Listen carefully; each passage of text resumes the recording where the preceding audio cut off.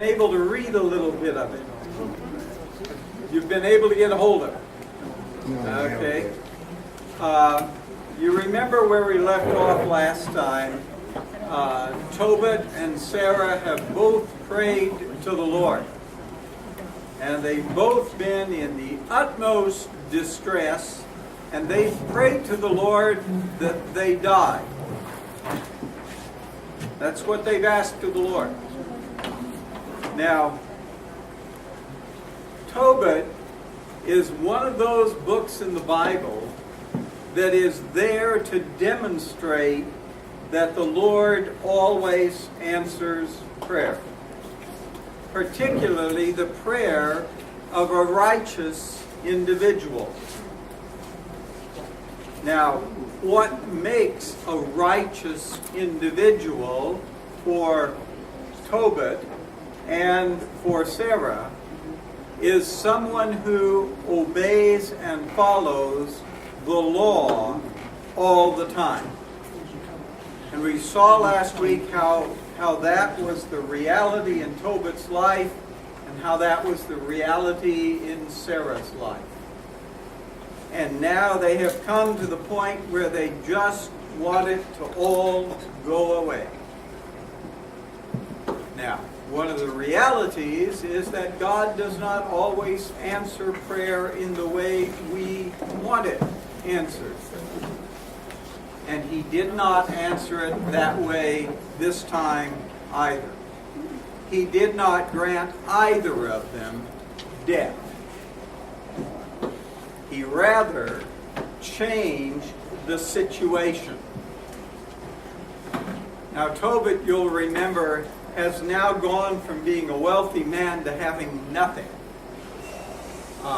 He is dirt poor.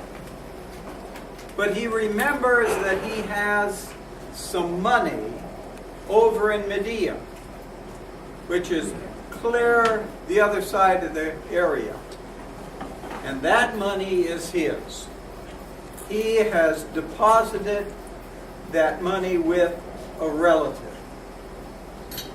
And he has written out a receipt for the deposit. They both signed it, and then they tore it in half. Half of that receipt stayed with the money in Media. And the other half of the receipt went home with Tobit. So now Tobit wants to send his son Tobias to get the money. Not for Tobit, but for Tobias. So that Tobias can come back a wealthy man again and have enough money to take care of his mother until she dies. But Tobit expects to be dead and gone before Tobias makes it back. Well, that doesn't work out well. Tobit wants Tobias to go, but he wants him to go with a person who will accompany him and guide him on the way. So he wants somebody who knows the way to Media and who knows the man with whom they've left their money. And lo and behold, out of nowhere, Tobias falls into conversation with this individual. And this individual says, "Oh yes, I know the roads between here and Media, and I would love to go with your son."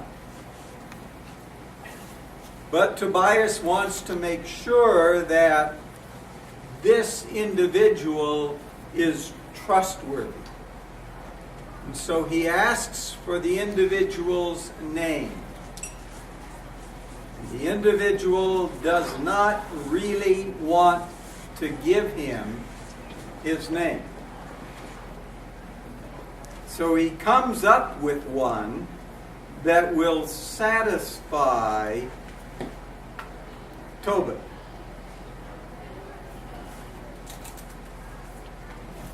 He is Azariah, which means, in essence, God takes care.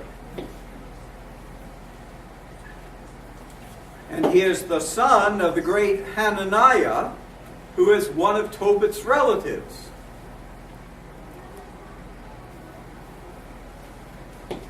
This allows him to go with Tobias. And Tobias says, I will pay you a drachma a day to get me to Medea, get the money, and get back.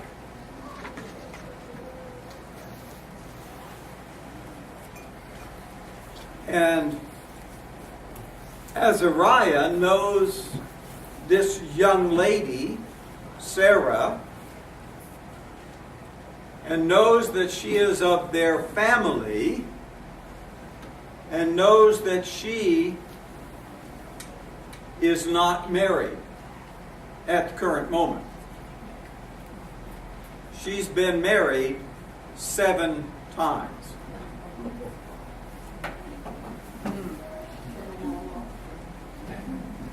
But one of the oddities is that those 7 marriages never lasted through the first night.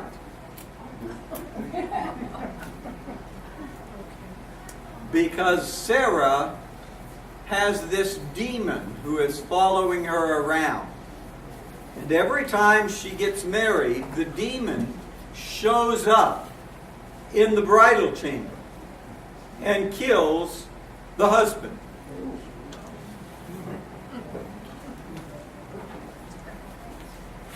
Yeah. Well, now, what do? You know? Okay. Shall I marry this woman? Because if I do, there's going to be a problem.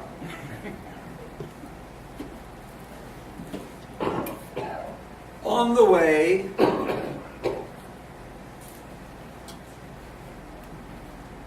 they're stopping by the river just to rest for the night.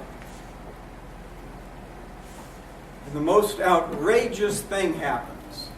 A fish tries to swallow Tobias's foot. And Tobias pulls the fish out of the river.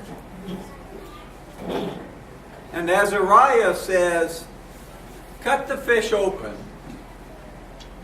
And this is what you do.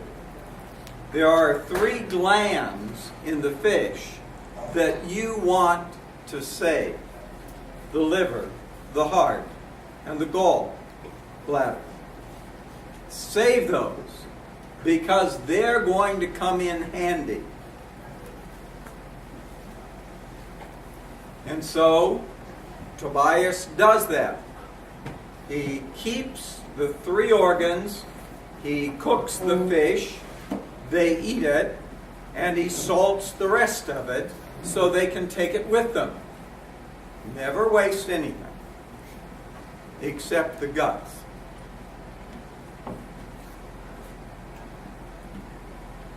Now he comes to Ecbatana, and here he meets Sarah.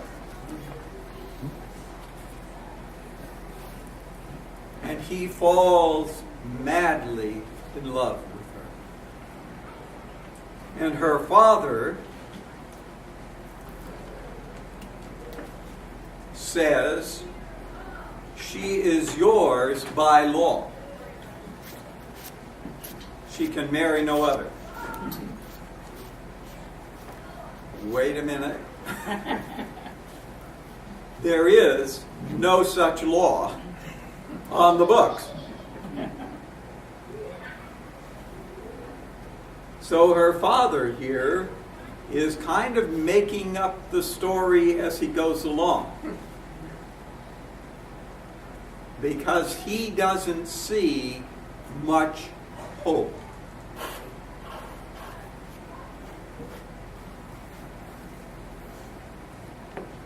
But Azarias, who is really Raphael, the holy archangel, says, here's what you do. When you go into the bedroom, put the heart and the kidney on the incense brazier, and it will drive the demon away. And it does.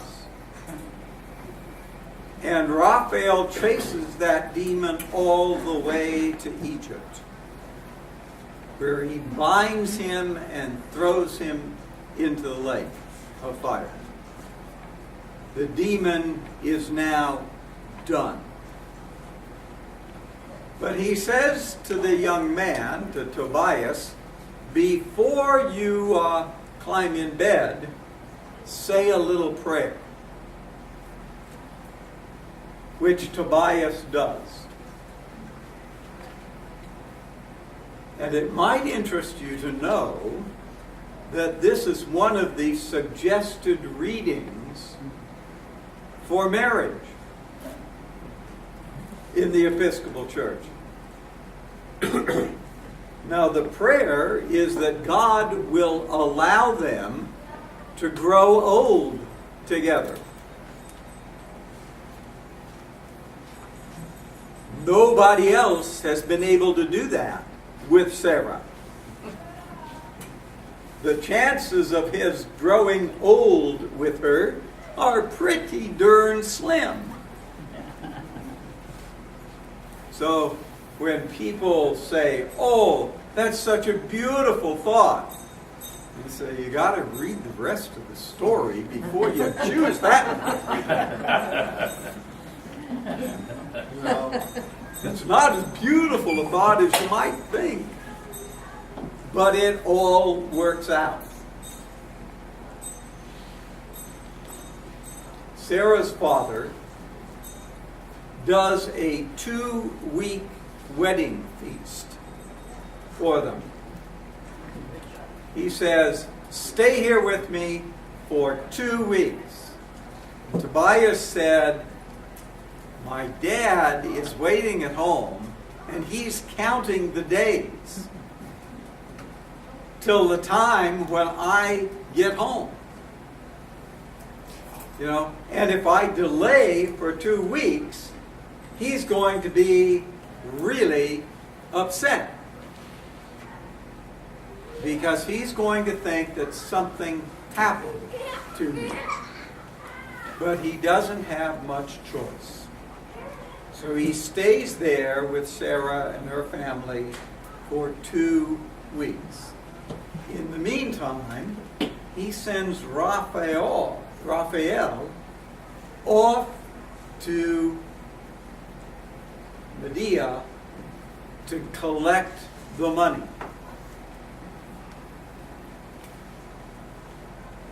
And to invite his relative to come back for the wedding feast, which he does. And they come and they join in on the wedding feast, and then it's time for Tobias to go home. And so he takes Sarah with him, and they head for home. Now,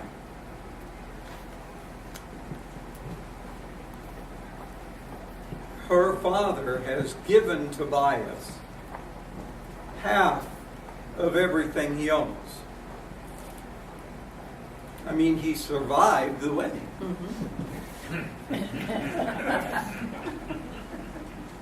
And Tobias also has the money that his father had left in Medea.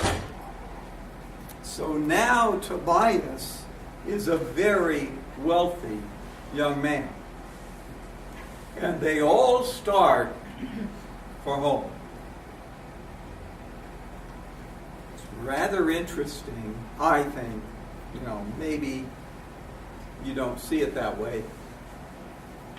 But one of the things that he gets from Sarah's father is half of the furniture. Yeah. I mean, what does he need furniture for? But he gets half of everything. What that goes to show is that Sarah's father is highly committed to God. He is doing everything exactly the way it should be done. How did she get $7?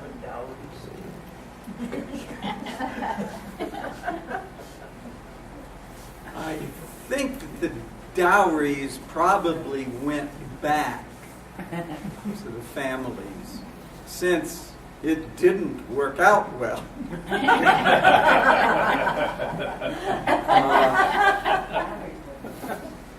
So they get close to home, and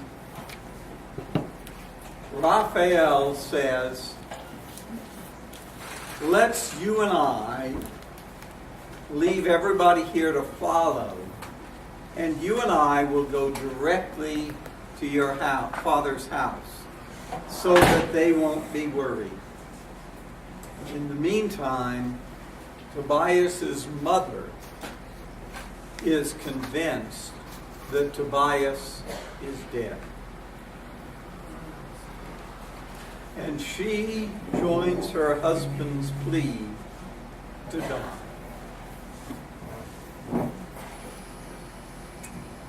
But just as they're at the height of, or the depth of despair, Tobias shows up and tells them everything that has happened. And then the question of finances come up. What should we pay Azarias? We agreed on a drachma a day. But look at all that he's done. And they decide to give Azarias half of everything that they brought back to Nineveh.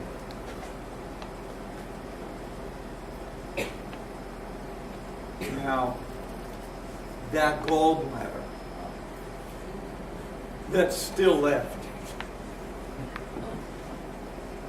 that gallbladder heals Tobit's eyes.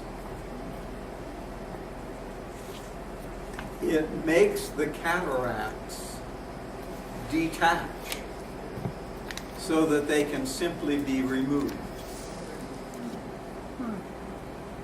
So Tobias brings back to his father health, wealth, a new daughter, everything that his father and mother could ever hope to have.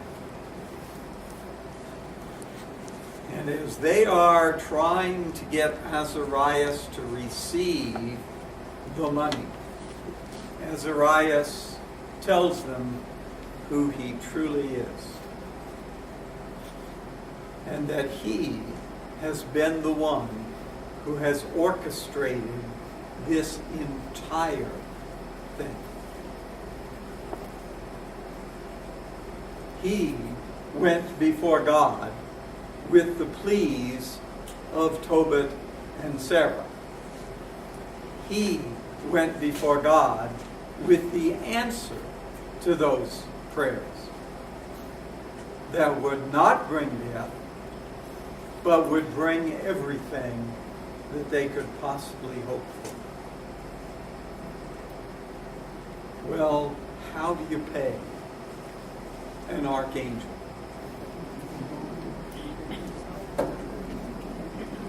So, the real connection with the story of Tobit, Tobias, Sarah, and Raphael comes out. And it comes out throughout the story. The real connection is do what is right by people.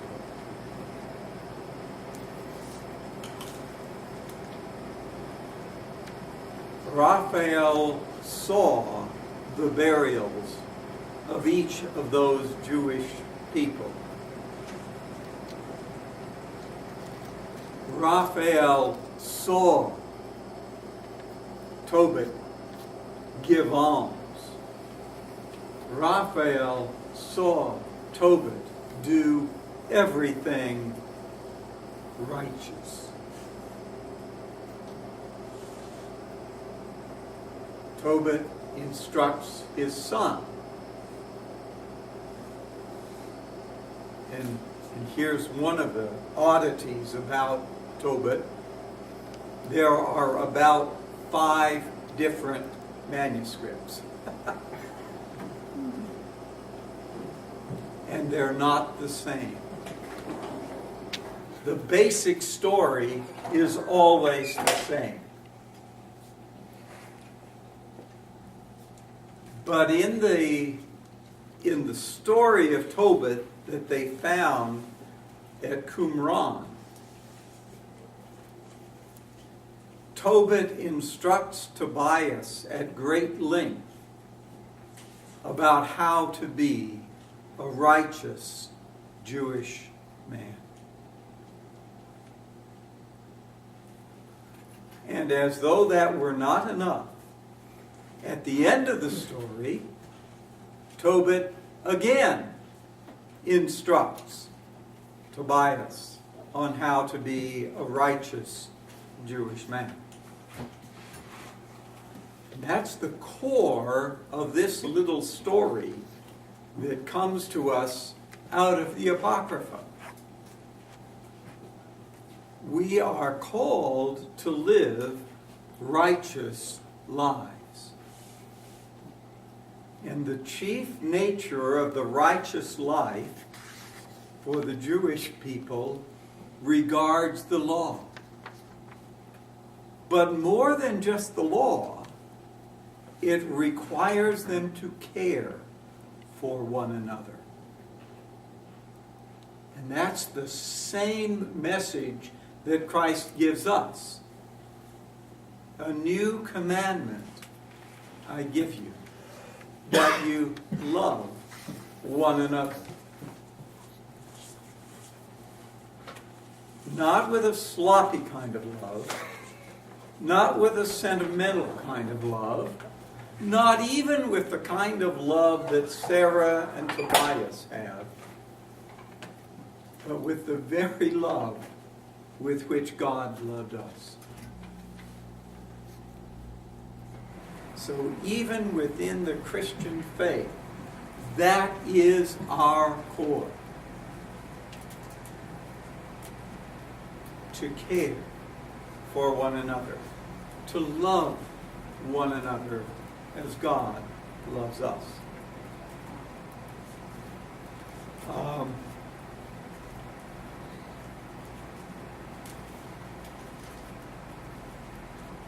The 13th chapter of Tobit is Tobit's psalm. It's a song to God. Just like the Psalms of David and Solomon and the others who wrote those Psalms. This is a song of praise to God. And it is wonderful. How happy I will be if a remnant of my descendants should survive to see your glory and acknowledge the King of heaven. The gates of Jerusalem will be built with sapphire and emerald, and all your walls with precious stones. It's the vision of the new Jerusalem that John gives us in the Revelation. This is not the vision of a Jerusalem which is repopulated after the Exodus is over. This is not even a vision of the Jerusalem of the time of Christ, when the temple was made even grander than Solomon's. This is a temple that is made beautiful by God. So it's rather amazing that here in Tobit we also see what John the Apostle saw in the Revelation. We're also told in the midst of all of this that there are 7 great archangels. Now, we only find 4 mentioned in the Scriptures. But apparently, the Jewish people of the exile of the northern kingdom thought there were 7. We know 4.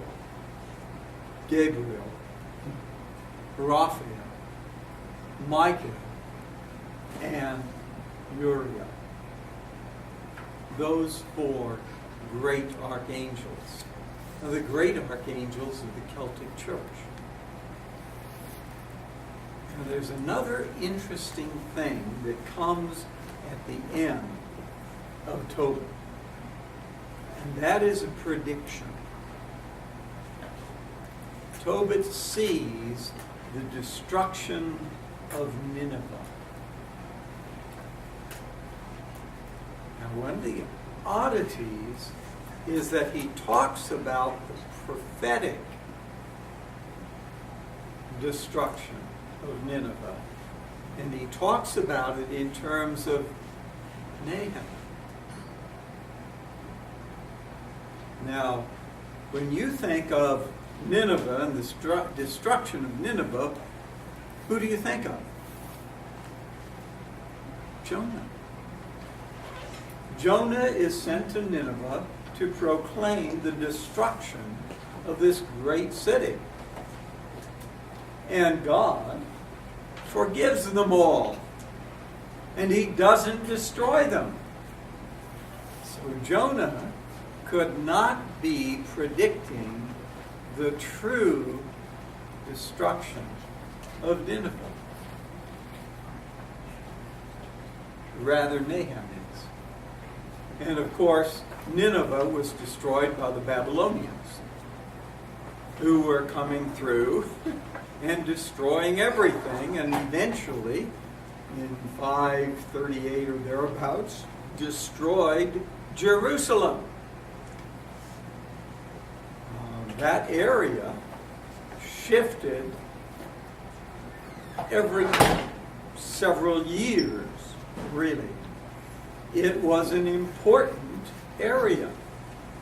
It was part of the trade route that went from the Far East all the way down to Egypt. So everybody and their dog wanted to rule that area, because that's how you make money.